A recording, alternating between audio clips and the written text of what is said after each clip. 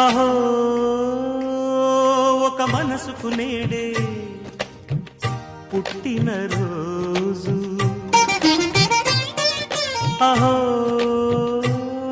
తన పల్లవి పాడే చల్లని రోజు. ఇదే ఇదే కుహు స్వరాల కానుక, మరో వసంత గీతిక జనించు రోజు.